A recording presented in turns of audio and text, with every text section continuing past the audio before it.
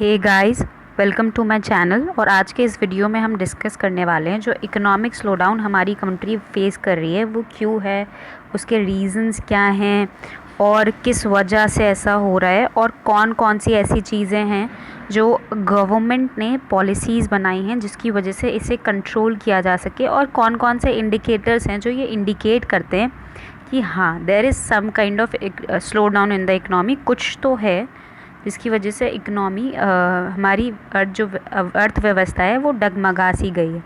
सबसे पहले हम इस वीडियो में डिस्कस करने वाले हैं कि इंडिकेटर्स क्या हैं इस इकोनॉमिक स्लोडाउन के।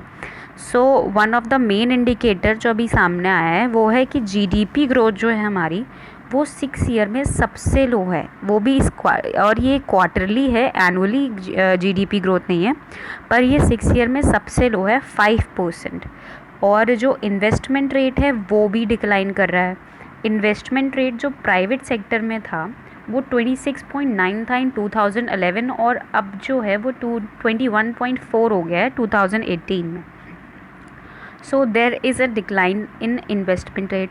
सेविंग्स में भी डिक्लाइन रेट देखा गया है। अब सेविंग्स में डिक्लाइन कैसे आएगा? जब रूरल वेज ग्रोथ होती है वो कम होती है तो सेविंग्स में डिक्लाइन आता है, क्योंकि जब आप कमाई नहीं करोगे तो फिर सेविंग्स कैसे करोगे?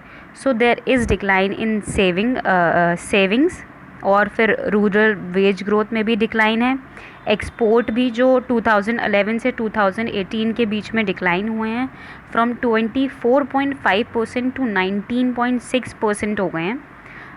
इसकी वजह से भी कह सकते हैं कि there is a slow down in economy. और इन्फ्लेशन भी आ रहा है। अब इन्फ्लेशन भी कम हो रहा है। इन्फ्लेशन कम हो रहा है, ये एक हद तक इन्फ्लेशन कम होना ठीक होता है, क्योंकि एक हद तक कम हो रहा है इसका मतलब प्राइस जो है वो अंडर कंट्रोल है। पर जब इन्फ्लेशन जो है वो हद से ज़्यादा कम हो जाता है तो दैट मीन्स कि डिमांड नहीं है इकोनॉमी में। और अगर किसी इकोनॉमी में डिमांड नहीं होगी तो सप्लाई नहीं होगी, सप्लाई नहीं होगी तो कोई प्रोड्यूस नहीं करना चाहेगा, प्रोड्यूस नहीं करना चाहेगा तो इन्वेस्टमेंट्स नहीं होंगी, और इन्वेस्टमेंट नहीं होगी तो अगेन प्रोडक्शन नहीं होगा, प्रोडक्शन नहीं होगा तो जॉब क्रिएशन नहीं होगा। इसीलिए जो अनएम्प्लॉयमेंट रेट भी इतना हाई है। तो अब हम डिस्कस करते हैं कि जो कॉजेज़ हैं वो क्या हैं स्लो डाउन के। तो ये जो कॉजेज़ जो हैं, एक तो हो गया यूएस चाइना का ट्रेड वॉर। सभी जानते हैं कि यूएस चाइना में ट्रेड वॉर चल रहा है। हम तुम पे टैक्स लगाएंगे, तुम हम पे टैक्स लगाओ, तुम पे ड्यूटी लगाएंगे, तुम हम पे ड्यूटी लगाओ, ऐसा चल रहा है। तो देयर इज़ और ब्रेग्जिट भी चल रहा है, इतने टाइम ब्रेग्जिट का भी टाइम है। तो देयर इज़ अनसर्टेनिटी, कुछ ऐसा मतलब थोड़ा सा अविश्वास का टाइम है। मतलब लोग जो हैं वो लोगों को इस बात का यकीन नहीं है कि जो पैसा वो इन्वेस्ट कर रहे हैं वो उन्हें वापस वैसा सही सलामत मिलेगा, या उन पे सही इंटरेस्ट मिलेगा या नहीं मिलेगा। तो थोड़ा सा लैक ऑफ कॉन्फिडेंस है मार्केट में इन चीज़ों की वजह से। और फिर बात करते हैं डीमोनेटाइजेशन की। तो अभी अभी ये बात हम सबको मालूम है कि डीमोनेटाइजेशन हुआ।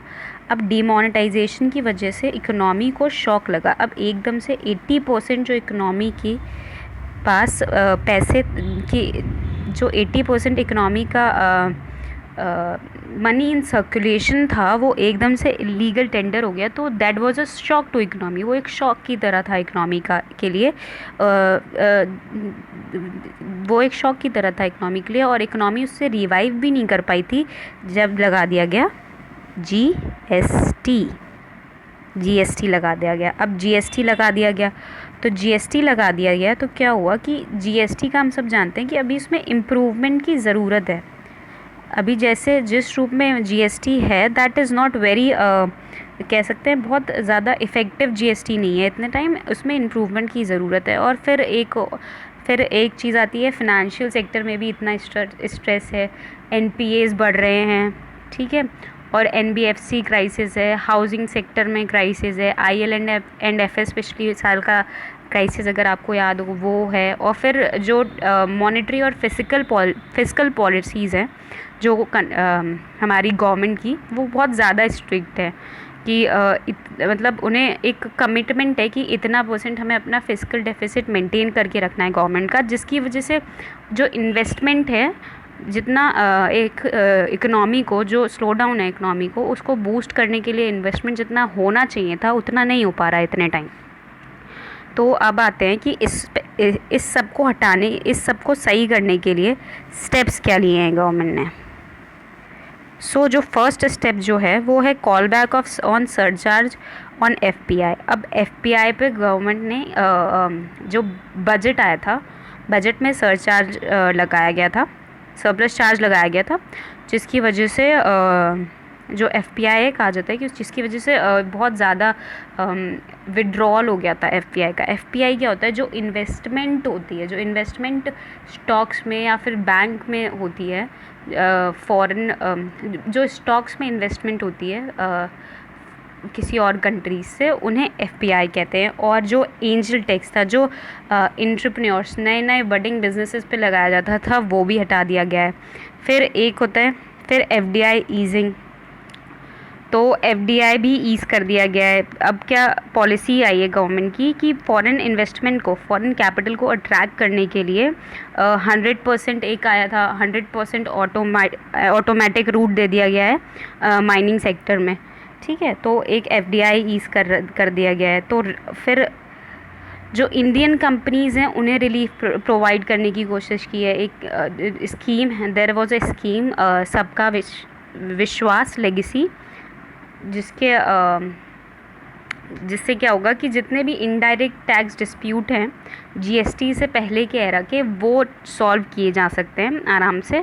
फिर रियल एस्टेट में बूस्ट करने के लिए उसमें कैपिटल इन्फ्यूजन की बात की गई है कि 30 करोड़ वो 30,000 करोड़ का इन्फ्यूजन, कैपिटल लिक्विडिटी इन्फ्यूज़ की जाएगी रियल एस्टेट सेक्टर में। रिलीफ इन सीएसआर क्या है? सीएसआर रिस्पॉन्सिबिलिटी होती हैं कॉर्पोरेट सोशल रिस्पॉन्सिबिलिटीज़, उन्हें निभाना पहले एक क्रिमिनल ऑफेंस हुआ करता था। अब उसे क्रिमिनल ऑफेंस हटा करके सिविल ऑफेंस बना दिया गया है। ठीक है, और फिर मेगा मर्जर हुआ था अभी 10 बैंक्स को मर्ज करके 4 बैंक्स में कन्वर्ट कर दिया गया था। ठीक है, और फिर capital infusion in the bank, 70,000 crore की कैपिटल इन्फ्यूजन की बात कही गई थी बजट में कि क्या इतना कैपिटल इन्फ्यूजन किया जाएगा इकनॉमी में। So this is all for today and till the next time, bye bye.